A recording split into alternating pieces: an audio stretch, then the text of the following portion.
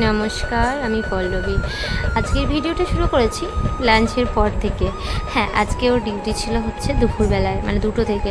তো আমাদের খাওয়া দাওয়া হয়ে গেছিলো, আর তারপরে দেখো বাইরে চলে এসেছি, যেহেতু এইখানে গেটটা লাগিয়ে রাখতে হয় অলওয়েজ।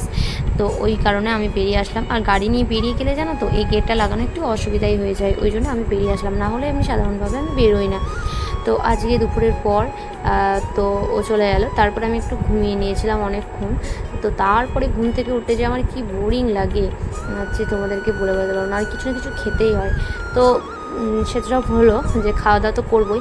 তার আগে বলি, ইদানিং আমার একটা সমস্যা, ইদানিং না, আমার এই সমস্যাটা আমি অনেক দিন ধরে দেখছি এরকমটা হয় আমার সাথে। কীরকম না, কি ধরে নাও আমি তোমার নামে কিছু বলিই নি, বা তোমাকে নিয়ে আমার লাইফে কোনো আলোচনাই নেই, বা আমি হয়তো আমার যে কাছের মানুষ বা কেউ বন্ধু বান্ধব হয়তো কথাই বলিনি। তো এমন কেউ আছে, আমি বলি না, আগে একটা ভিডিও বলেছিলাম না যে আমরা বুঝতে পারি না যে কে আমাদের খারাপ চায়। যদি বুঝতে পারতাম যে কে আমাদের খারাপ চায়, তাহলে কিন্তু ওর সামনে আমরা কথাটা বলতাম না, বা শেয়ার করতাম না, বা ও কথাটা বলতাম না, মানে এমন কোনো কথাই আমি কাউকে বলি না কারোর নামে, যে তোমাকে হয়তো বললে তুমি রেগে গেলে, এরকম না। কিন্তু সে এমনভাবে ভিকটিম কার্ড খেলে যে আমাকে খারাপ করার জন্য হয়তো এমন কোনো কথা আমার নাম করে বসিয়ে দেয় যে হ্যাঁ আমি সত্যি তার কাছে খারাপ হয়ে যাই। অ্যাকচুয়ালি কিন্তু সেটা না, আমি তার নামে কোনো কথা বলি না, বা তাকে নিয়ে আমার লাইফে কোনো আলোচনাও নেই, তাও কিন্তু সেখানে আমার দোষ হয়ে যায়।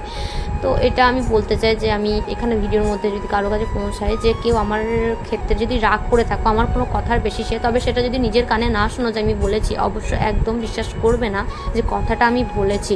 আর যদি তুমি শুনেও থাকো যে কথাটা আমি বলেছি, তাহলে একবার হলেও আমার কাছে যাচাই করবে যে কথাটা আদৌ আমি বলেছি কি না।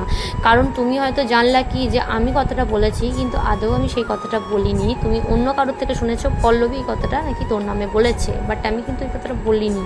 তাই আমি একবার ভিডিওর মাধ্যমে বলে দিচ্ছি। অনেকেই আছে আমার চায় যে আমাকে খারাপ করার, ভুল বোঝানোর, কিন্তু আমি চাই না যে আমাকে যারা ভালোবাসে বা আমাকে যারা ভালোভাবে তারা আমাকে ভুল বুঝুক।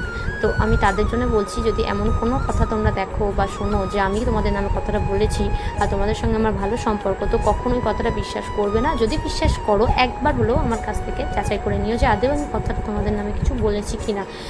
অবশ্যই এটা করো, তোমাদের কাছে এটা রিকোয়েস্ট।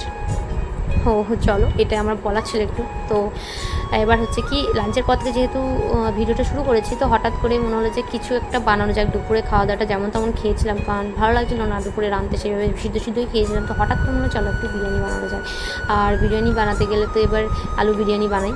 তো ও যেহেতু ডিউটি ছিল, হঠাৎ করে বললাম যে যেহেতু ডিউটিটা কাছে, ওই জন্য ওকে বললাম যে একটু বাড়িতে আসাও, চিকেন, ও বললো চিকেন ছাড়া আমার বিরিয়ানি ভালো লাগবে না। তো কী করবো, চলো তাহলে 2টো লেগ পিস নিয়ে আসছি। তো সঙ্গে করে 2টো লেগ পিস নিয়ে আসলাম। আর এইদিকে আমি রান্নাটা করেছি, রান্নাটা হচ্ছে অনেকটাক্ষণ দেরি লেগেছে বিরিয়ানি, তারপরে আমার এইদিকে এত সুন্দর একটা লুক এসছে বিরিয়ানিটা।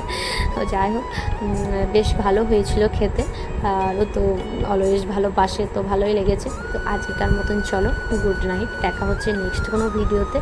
অবশ্যই তোমরা ভালো থেকো, সুস্থ থেকো, টাটা।